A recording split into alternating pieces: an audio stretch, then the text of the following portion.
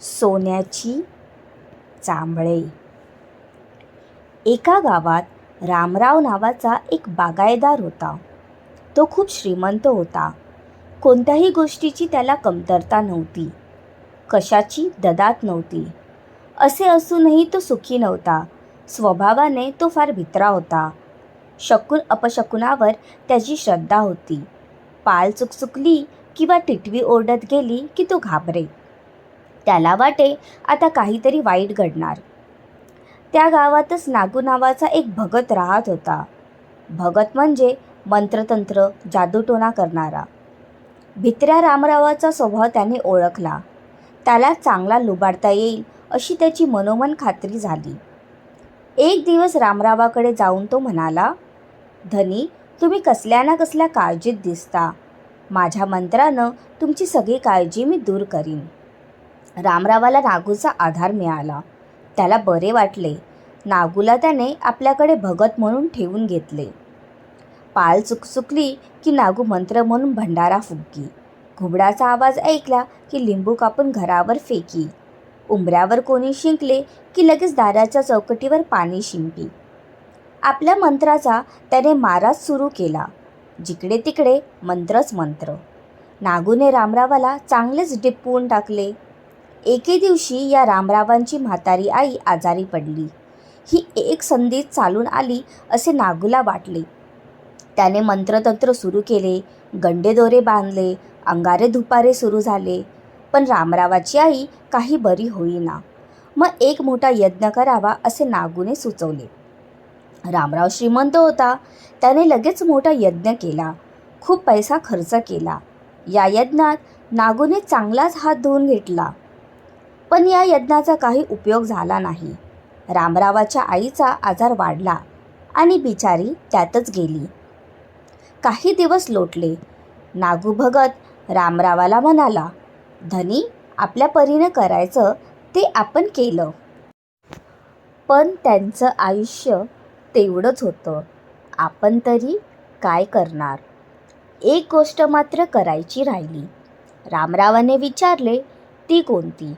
नागू म्हणाला, आपल्या हातून एक गोष्ट करायची राहून गेली. आईसाहेबांना जांभळं खाण्याची इच्छा होती, पण त्यांची ती इच्छा काही पूर्ण झाली नाही. रामराव हळहळत म्हणाला, अरे नागू, दिवसच जांभळाचे नव्हते, मग जांभळं आणायची कुठून? कुठं मिळाली असती तर मी एकाला 10 नको सोडले असते. कुठूनही जांभळं आणून दिली असती. नागू म्हणाला, धनी, हे सगळं खरं, पण त्यांची इच्छा यात अडकली आहे. त्यांना स्वर्गात शांती नाही मिळणार. पण यावर काय कर सांगू? उपाय सुचव. धूर्त नागूने उपाय सुचवला. धनी, चिंता करू नका, उपाय आहे. सोन्याची जांभळं करा आणि या भक्ताला दान करा. म्हणजेच ती आईसाहेबांना पोचल्यासारखी होती. नागूने सांगितलेला उपाय रामरावाने लगेच अंमलात आणला. गावच्या सोनाराला बोलावले. चांगली टोपलीभर सोन्याची जांभळं कर असे तर त्याला म्हणाला. सोनार चतुर होता. त्याने नागूचा कावा ओळखला. भाबड्या रामरावाला यातून कसे वाचवावे हाच विचार तो करत राहिला. सांगितल्याप्रमाणे सोन्याची जांभळे घेऊन सोनार आला. तो म्हणाला, धनी, ही घ्या जांभळं. पण त्याचा काही उपयोग नाही. आश्चर्याने रामरावाने विचारले, का रे बाबा, उपयोग का नाही?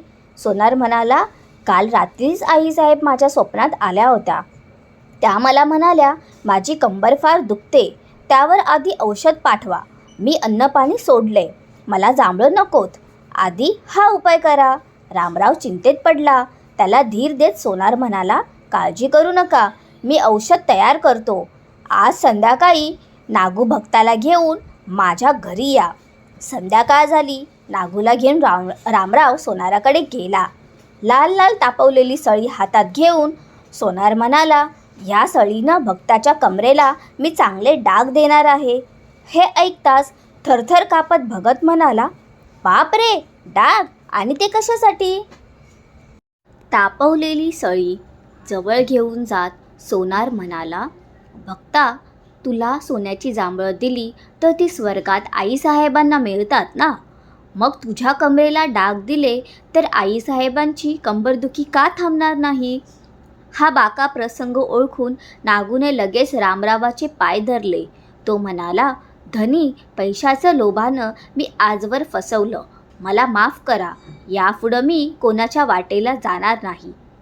या प्रसंगाने रामरावाचे डोळे उघडले. खुळ्या समजुतीच्या मागे लागून आपण अकारण फसलो हे त्याच्या लक्षात आले. थँक्यू.